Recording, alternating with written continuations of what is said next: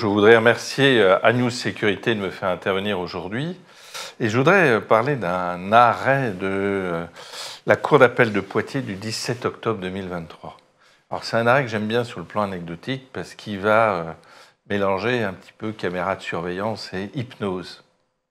Et vous avez une société, une SCI, qui a décidé de créer un centre paramédical, comme on connaît tous, et puis elle loue un bureau à un hypnothérapeute. Et puis l'hypnothérapeute s'aperçoit que dans la salle d'attente, eh bien, il y a des caméras qui surveillent sa clientèle en permanence. Alors, quand on connaît les difficultés, les agressions contre les médecins, les agressions dans l'hôpital, la démarche était parfaitement justifiée en apparence. Et la société qui louait les locaux de paramédicaux avait bien fait les choses, demandé une autorisation préfectorale qui avait été accordée, et sur le plan externe, formel, tout était vraiment tip-top carré. Et puis là, l'hypnothérapeute n'était pas content du tout qu'il y ait des caméras et a commencé à occulter les objectifs, à les tourner pour éviter le fonctionnement.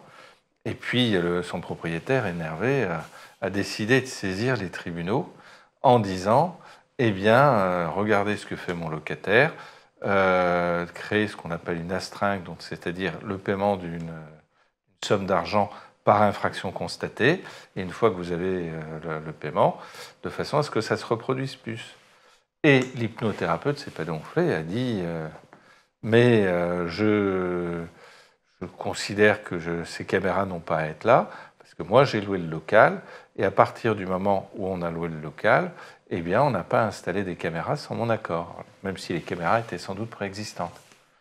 Et finalement, la Cour d'appel de Poitiers va lui donner raison, en disant vous êtes l'occupant légitime des locaux, puisque vous êtes locataire avec un bail en bonne et due forme, donc vous décidez du sort des caméras. Alors c'est une procédure de référé dite d'urgence, on ne va pas tout à fait au fond des choses, mais j'ai quand même un regret que quelques éléments ne soient pas abordés. Alors il y a un premier élément auquel vous avez tous pensé, c'est la vie privée. Et puis on va chez un hypnothérapeute, donc avec un hypnothérapeute, on est quand même très près du secret médical. Et là, si j'ai des caméras, ça ne m'apparaît pas normal. Et puis le deuxième point, qui est aussi important, qui a été esquissé autour d'une phrase dans la décision, c'est la sécurité du personnel hospitalier. Et je crois que cet arrêt pose quand même bien la problématique, qui a le droit de mettre des caméras, et quel équilibre trouver entre le respect de la vie privée des patients et de l'hypnothérapeute, et puis la sécurité telle qu'on la connaît. Et c'est pour ça que j'ai voulu le porter à votre connaissance.